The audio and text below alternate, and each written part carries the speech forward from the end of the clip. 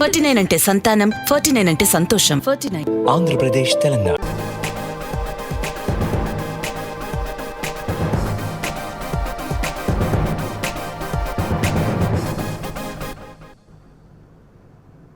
నమస్తే Telangana, welcome to tea news. నేను సాయి మాధవి. బులెటిన్ల ముందుగా హెడ్లైన్స్ చూద్దాం. కాసేపట్లో ప్రారంభం కానున్న 10th పరీక్షలు. హాజరు కానున్న 5 లక్షల మంది విద్యార్థులు. రైతుల రక్తం తాగుతున్న మోదీ ప్రభుత్వం, మద్దతు ధర ఇచ్చే పార్టీలకే ఓటేయాలన్న సీఎం కేసీఆర్. పెట్టుబడుల సాధనే లక్ష్యంగా దావోస్ టూర్. ప్రపంచ ఆర్థిక వేదిక సదస్సుకు మంత్రి కేటీఆర్. పనికిరాని నిబంధనలు, రాష్ట్రాలపై భారం. కేంద్రం ఫసల్ బీమాతో ఇన్సూరెన్స్ కంపెనీలకు కనక వర్షం. ఢిల్లీని వణికించిన గాలివాన, లోతట్టు ప్రాంతాలు జలమయం.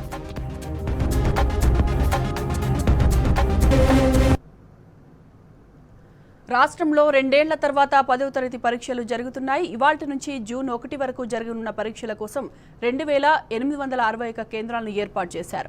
రాష్ట్ర వ్యాప్తంగా 11,401 పాఠశాలలకు చెందిన 5,09,275 మంది విద్యార్థులు పరీక్షలు రాయనున్నారు. పరీక్షల నిర్వహణ కోసం 2,861 chief superintendent, 2,861 departmental officers, 33,000 invigilators, 114 flying squads, 4 ప్రత్యేక ఫ్లయింగ్ స్క్వాడ్లను నియమించారు. ఉదయం 9:30 నుంచి మధ్యాహ్నం 12:45 వరకు పరీక్షలు నిర్వహించనున్నారు. 5 నిమిషాల గ్రేస్ పీరియడ్ వరకు విద్యార్థులను పరీక్షా కేంద్రాల్లోకి అనుమతించనున్నారు.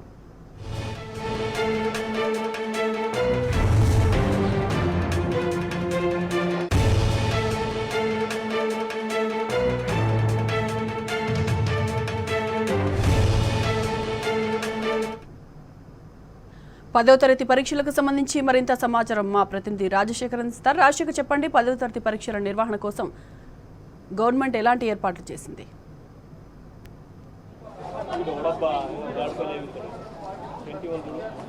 రాష్ట్ర వ్యాప్తంగా 2,861 పరీక్షా కేంద్రాల్లో నేటి నుంచి 10వ తరగతి పరీక్షలు ప్రారంభం కాబోతూ ఉన్నాయి. దాదాపు 5 లక్షల పైగా విద్యార్థులు పరీక్షకు హాజరు కానున్నారు. ప్రస్తుతం నేను మహబూబియా గవర్నమెంట్ హై స్కూల్లో ఉన్న పరీక్షా కేంద్రం వద్ద ఇక్కడ చూస్తున్నాం. విద్యార్థులందరూ కూడా పరీక్షా హాల్లోకి వెళ్తున్న పరిస్థితి కనపడుతూ ఉంది.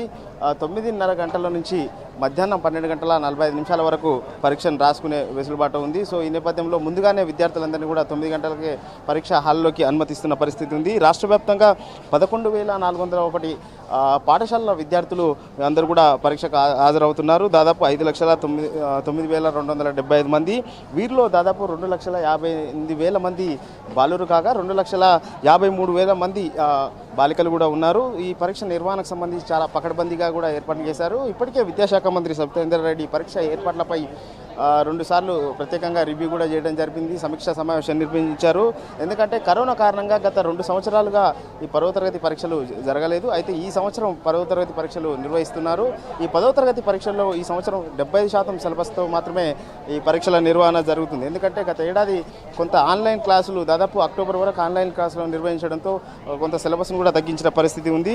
సో ఇక 33,000 మంది ఇన్విజిలేటర్లు ఈ పరీక్షకు సంబంధించి ఇన్విజిలేటర్లు కూడా ఏర్పాటు చేయడం జరిగింది.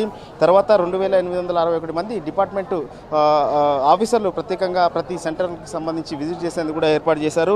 సో పరీక్ష 9:30 గంటల 30 నిమిషాల వరకు పరీక్ష హాల్లోకి అనుమతిస్తారు. 1 నిమిషం లేటు నిబంధన అనేది ఎక్కడ కూడా లేదు. సో ఈ నేపథ్యంలో విద్యార్థులంతా కూడా చాలా ప్రశాంతంగా వచ్చి పరీక్ష రాసుకునేందుకు కూడా ఏర్పాట్లు చేయడం జరిగింది. అయితే మాస్క్, వాటర్ బాటిల్ అనేది కంపల్సరీ. ప్రతి విద్యార్థి కూడా ఎవరు వాళ్ళే వాటర్ బాటిల్ తెచ్చుకోవాలి. మాస్క్ అనేది కూడా కంపల్సరీ. ఇంకా పరీక్షా కేంద్రంలోకి ఎలాంటి గ్యాడ్జెట్స్ కూడా అనుమతించరు. మనం చూస్తున్నాం ప్రతి విద్యార్థిని కూడా టెంపరేచర్ తనిఖీ చేసి శానిటైజర్ హ్యాండ్ వాష్ చేసిన తర్వాతనే లోపలికి అనుమతిస్తున్న పరిస్థితి కనపడుతుంది. సో మొత్తంగా ఈ విధంగా ప్రస్తుతం మనం చూస్తున్న ఈ పరీక్షా కేంద్రం వద్ద చాలా పెద్ద ఎత్తున కూడా దాదాపు 300 పైగా ఇక్కడ 2 సెంటర్లు ఉండడంతో 300 పైగా కూడా విద్యార్థులు ఈ కేంద్రాలకు సంబంధించి పరీక్షకు హాజరవుతున్న పరిస్థితి కనపడుతూ ఉంది. చాలామంది విద్యార్థులు పరీక్షకు హాజరవుతున్నారు. మనం కొంతమంది విద్యార్థులతో మాట్లాడే ప్రయత్నం చేద్దాం. ఎలా ఫీల్ అవుతున్నా 2 ఇయర్స్ తర్వాత మొదటిసారి ఎగ్జామ్స్కి అటెండ్ కాబోతాం? ఎట్లా ఫీల్ అవుతున్నావు? ఎగ్జామ్స్ ప్రిపేర్ అయ్యావా? ఎట్లా అనిపిస్తుంది? Public exam first time attempt చేయబోతా ఉన్నాను. Telugu, Hindi में एक बाबू. I have prepared for my exams well and after pandemic we are writing the exams like 2 years after, and government have changed the model type. There is only one paper, so my assumption is to pass and with the good marks and perform my exam well. Thank you. So విద్యార్థులందరూ కూడా ఈ సంవత్సరం 6 పేపర్లతో పరీక్ష నిర్వహిస్తుండడంతో 6 పేపర్లకు మాత్రమే పరీక్ష ఉంటుంది. గతంలో 11 పేపర్లతో పరీక్ష నిర్వహించేవారు, కానీ ఈ సంవత్సరం కరోనా వల్ల ఈవెన్ 6 పేపర్లతో పరీక్ష నిర్వహిస్తున్నారు. అందులో కూడా సిలబస్ కూడా తగ్గించడం జరిగింది. విద్యార్థులకు చాయిస్ ఎక్కువగా ఉంటుంది. సెక్షన్ ఏలో కావచ్చు, సెక్షన్ బి, ఈ 2 సెక్షన్లో చాయిస్ కూడా ఎక్కువ ఉంటుంది. విద్యార్థులకు అందులో ఏది క్వశ్చన్ వస్తే ఆ క్వశ్చన్కి ఆన్సర్ రాసే విధంగా కూడా ఈసారి క్వశ్చన్ పేపర్ రూపొందించారు. ఇంకా ప్రతి పరీక్ష కేంద్రంలో కూడా సీసీ కెమెరాలను ప్రత్యేకంగా ఏర్పాటు చేయడం జరిగింది. సో ఎలాంటి ఇబ్బంది లేకుండా, అంటే పరీక్ష పూర్తిగా కంప్లీట్ అయిన తర్వాతనే విద్యార్థులందరినీ కూడా 12 గంటల 45 నిమిషాల తర్వాతనే పంపిస్తారు. ఇన్విజిలేటర్లు కూడా ఈ పరీక్షా కేంద్రంలో సెల్ ఫోన్ వాడడానికి వీల్లేదు. ఏ ఒక్కరు కూడా ఈ పరీక్షా కేంద్రంలో ఎలాంటి మొబైల్ వాడడానికి వీలు లేకుండా కూడా ఏర్పాటు చేసిన పరిస్థితి ఉంది. ప్రస్తుతం మనతో హెడ్ మాస్టర్ విజయలక్ష్మి గారు ఉన్నారు. హెడ్ మాస్టర్ విజయలక్ష్మి మేడంతో ఒకసారి మాట్లాడదాం. మేడం, ఎట్లాంటి ఏర్పాట్లు చేశారు? ఉమా గారు ఉన్నారు, ఎట్లాంటి ఏర్పాట్లు చేశారు మేడం? సార్, అన్నీ మొత్తం ఎస్ఎస్సి ఎగ్జామినేషన్ ఏర్పాట్లు అన్నీ అయిపోయినాయి. అండ్ పిల్లలు, పేరెంట్స్ అందరూ ఎంతూజియాస్టిక్గా ఉన్నారు పేపర్స్ రాయడానికి. అండ్ ఆల్రెడీ మేము 7:40కే పోలీస్ స్టేషన్కి వెళ్ళి పేపర్స్ తీసుకురావడం అయింది.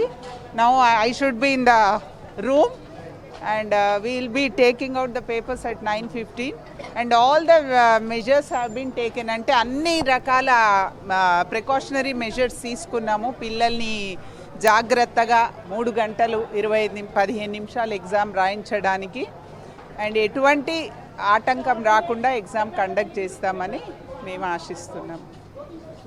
ముఖ్యంగా 2 సంవత్సరాలతో రాయబోతూ ఉన్నారు. విద్యార్థులకు కొంత టెన్షన్ ఉండే అవకాశం ఉంది. పిల్లలకి టెన్షన్, పేరెంట్స్కి tension and even as the teachers మేము కూడా పిల్లల్ని మా బ్యాచ్ పంపించాము. మాకు కూడా టెన్షన్ ఉంటుంది. 2 years తర్వాత after Covid laziness I can say, దాని తర్వాత పిల్లలు యాక్టివ్గా ఎగ్జామ్ రాయడం అంటే వీఆర్ వెరీ హ్యాపీ అండ్ మాకు హోప్ ఉంది కి 100% రిజల్ట్స్ వస్తాయని we hope. So and all the parents also I request that please వాళ్ళందరూ బయట ఉంటే వాళ్ళ పిల్లలందరూ సేఫ్గా ఎగ్జామినేషన్ రాస్తారు, ఎవ్వరూ వరి కావాల్సిన అవసరం లేదు. అండ్ సీసీ కెమెరాస్ ప్రొవైడ్ చేశారు మాకు. పేపర్ ఓపెన్ చేసేటప్పుడు మేము in front of the CC camera paper open చేయాలి. అండ్ అందరు ఇన్విజిలేటర్స్ని 1 hour ముందే రూమ్లోకి పంపించేసాము. పిల్లల్ని కూడా ఆల్మోస్ట్ 1 hour ముందే వదులుతున్నాము. ఎందుకంటే అందరూ ఏమైనా డౌట్స్ ఎటువంటి ఇది లేకుండా కూల్గా ఎగ్జామ్ రాయడానికి అన్ని ఏర్పాట్లు చేసినాము.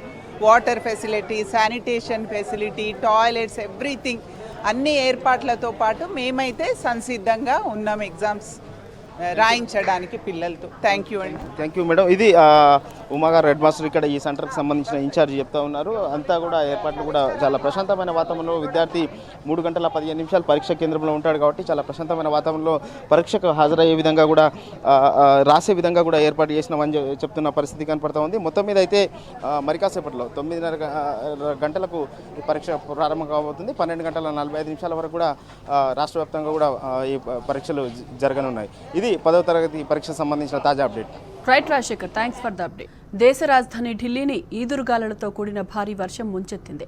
తెల్లవారుజాము నుంచే ఢిల్లీ పరిసర ప్రాంతాల్లో భారీగా వర్షం కురుస్తోంది. దీనికి తోడు ఈదురుగాలులు కూడా తోడవడంతో రోడ్లపై చెట్లు విరిగిపోయాయి. చాలా ప్రాంతాల్లో కరెంటు సరఫరా నిలిచిపోయింది. పలు విమానాల రాకపోకలకు అంతరాయం ఏర్పడింది.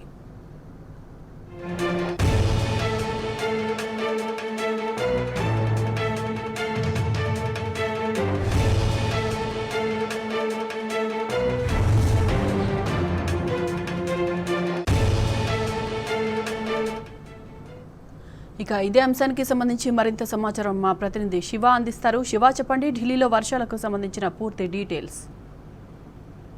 సాయిమాదేవి, దేశ రాజధాని ఢిల్లీని ఈదురు గాలులతో కూడిన భారీ వర్షం ముంచెత్తింది. అయితే ఢిల్లీ పరిసర ప్రాంతాల్లో భారీగా వర్షం కూడా కురుస్తా ఉంది. దీనికి ఈదురు గాలులు కూడా తోడవడంతో రోడ్లపై చెట్లు విరిగిపడ్డాయి. చాలా ప్రాంతాల్లో కరెంటు సరఫరా కూడా నిలిచిపోయింది. అటు ఈదురుగాలుల ప్రభావంతో పాటుగా భారీ వర్షం నేపథ్యంలో విమానాల రాకపోకలకు కూడా తీవ్ర అంతరాయం ఏర్పడింది. ఢిల్లీ ఎన్సీఆర్ పరిధిలోని చాలా ప్రాంతాల్లో కూడా గంటకు 60 నుంచి 90 కిలోమీటర్ల వేగంతో గాలులు వీస్తాయని ఇప్పటికే భారత వాతావరణ శాఖ ప్రకటించింది. మరోవైపు ఏదైతే విమాన రాకపోకలకు సంబంధించి ప్రయాణికులు వారి ఎయిర్పోర్ట్లకు సంబంధించి సమాచారాన్ని తెలుసుకోవాలని సంబంధిత సంస్థ అధికారులతో కూడా సమన్వయం చేసుకోవాలని కూడా అటు విమాన శాఖ అధికారులు ప్రయాణికులకు సూచిస్తా ఉన్నారు. ఇక మరోవైపు వర్షంతో పాటు బలమైన గాలులు వీస్తుండడంతో విమానాలు ఆలస్యంగా నడుస్తున్నటువంటి సందర్భం అయితే కనపడుతోంది. ఇక ప్రస్తుతానికి చూస్తే మాత్రం ఇంకా మరో 2 గంటల పాటు కూడా ఇదే పరిస్థితి కొనసాగుతుందని అటు వాతావరణ శాఖ కూడా అంచనా వేస్తోంది. రానున్న 2 గంటల్లో కూడా ఢిల్లీ ఎన్టీఆర్ పరిధిలో 50 నుంచి 80 కిలోమీటర్ల వేగంతో ఈదురు గాలులు తేలికపాటి నుంచి మోస్తరు వర్షం పడే అవకాశం ఉందని వాతావరణ శాఖ ఇప్పటికే అంచనా వేస్తా ఉంది. ఇక దాంతో పాటుగా అటు ఏదైతే పెనుగాలులకు చాలా చోట్ల రోడ్లపై చెట్లు విరిగి పడడంతో ట్రాఫిక్ కు తీవ్ర అంతరాయం ఏర్పడుతున్నటువంటి పరిస్థితి కనపడుతూ ఉంది. ఏదైతే ఐటీఓ కావచ్చు మిగిలినటువంటి ప్రాంతాల్లో భారీగా ట్రాఫిక్ జామ్ అయినటువంటి సందర్భం అయితే కనపడుతోంది. చాలా చోట్ల ఈ చెట్లు విరిగి పడటంతో అటు మున్సిపల్ అధికారులు కూడా ఇప్పటికే వాటిని తొలగించే కార్యక్రమాన్ని కూడా చేపడుతున్నారు. అయినప్పటికీ అటు గాలులు ఇంకా వీస్తున్నటువంటి సందర్భం అయితే మనకు కనపడుతోంది. ఇక వాతావరణం అనుకూలించకపోవడంతో దాదాపుగా ఆ విమానాలన్నీ కూడా డైవర్ట్ చేస్తున్నటువంటి సందర్భం కనపడుతుంది. దాదాపుగా ఢిల్లీ విమానాశ్రయం నుంచి బయలుదేరాల్సినటువంటి 40 విమానాలు ఆలస్యంగా నడుస్తున్నట్టుగా అయితే తెలుస్తోంది. దాంతో పాటుగా ఏదైతే ఢిల్లీకి రావాల్సినటువంటి సుమారు 18 విమానాలు కూడా ఆలస్యం సమయంలో ఆలస్యం అవుతున్నట్టుగా కూడా అటు ఢిల్లీ ఎయిర్పోర్ట్ అధికారులు చెప్తా ఉన్నారు. అటు మరోవైపు మరికొన్ని విమానాలను ఢిల్లీకి సమీపంలో ఉన్నటువంటి జైపూర్ మిగిలినటువంటి ప్రాంతాలకు వీటిని డైవర్ట్ చేసినట్టుగా కూడా సమాచారం అందుతుంది. మొత్తంగా చూస్తే మాత్రం మరో కొన్ని గంటల పాటు కూడా ఈ ప్రభావం ఉండే అవకాశం ఉన్నట్టుగా అయితే తెలుస్తోంది. అటు పెనుగాలుల నేపథ్యంలో ఇటు ప్రజలకు కూడా ఇటు ఢిల్లీ ప్రభుత్వం కూడా హెచ్చరికలు జారీ చేసింది. అవసరమైతే తప్ప ఇంట్లో నుంచి బయటికి కూడా ఎవరు రావద్దనే విషయాన్ని కూడా చెప్తా ఉన్నారు. అలాగే ఎవరైతే శిథిలావస్థలో ఉన్నటువంటి భవనాలు కావచ్చు, భవన నిర్మాణాలకు సంబంధించి వాటి దగ్గర ఉండకూడదు. అలాగే చెట్ల కింద కూడా ఎవరు ప్రజలు ఆశ్రయం పొందవద్దని కూడా ఢిల్లీ ప్రభుత్వం హెచ్చరికలు అయితే జారీ చేసింది. మరికొన్ని గంటల పాటు కూడా ఈ బలమైన గాలులు అలాగే భారీ వర్షం కురిసే అవకాశం ఉందని కూడా అటు వాతావరణ శాఖ అంచనా వేయడంతో ఇటు మున్సిపల్ అధికారులు కూడా ఇప్పటికే అప్రమత్తమైనటువంటి సందర్భం అయితే కనపడతా ఉంది. Right Shiva, thanks for the updates.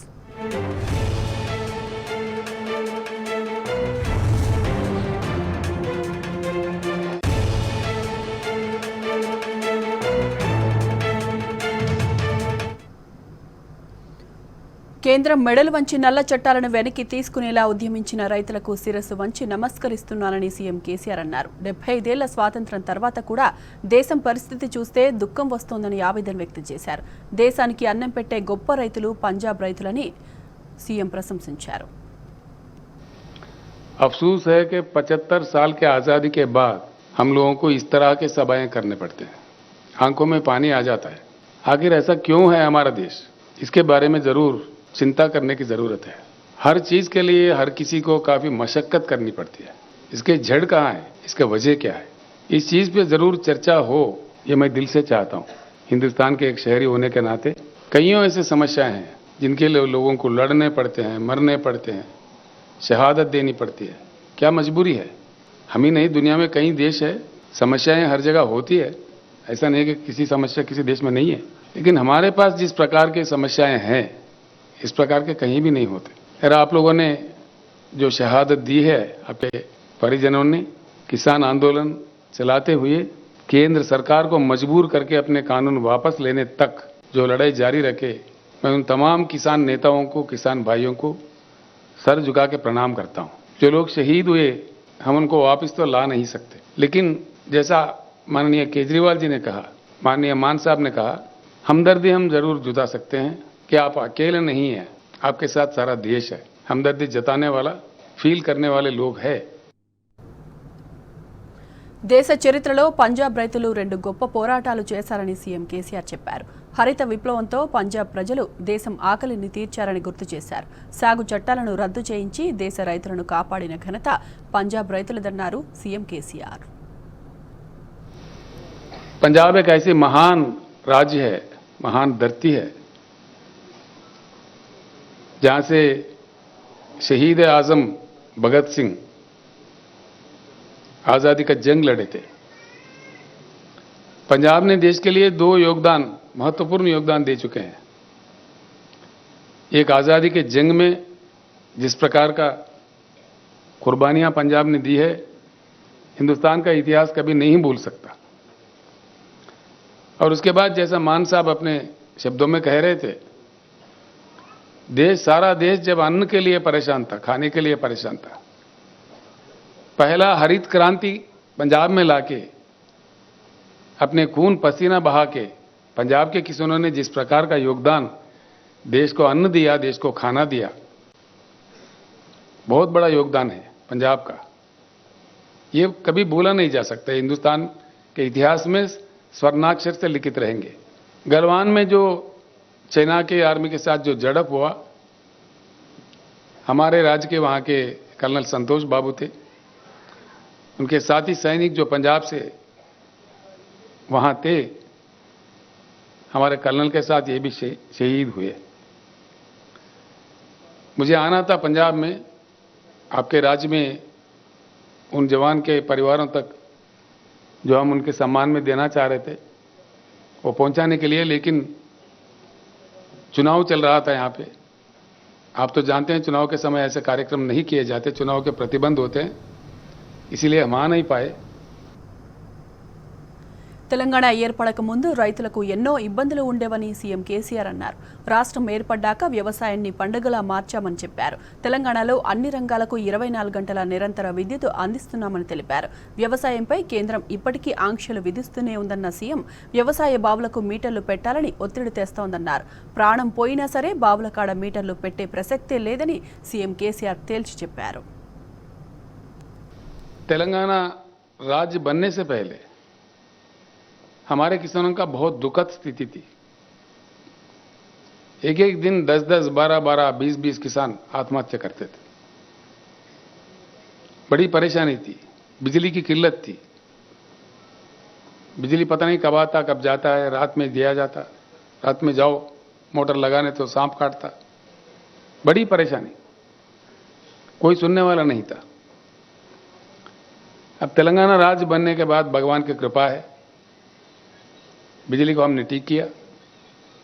पूरे राज्य में, पूरे वो चाहे उद्योग हो, कमर्शियल हो, डोमेस्टिक हो या सिंचाई के लिए किसानों को हो, 24 घंटा उच्च गुणवत्ता वाला पावर दिया जाता है, और वो भी मुफ्त में दिया जाता है।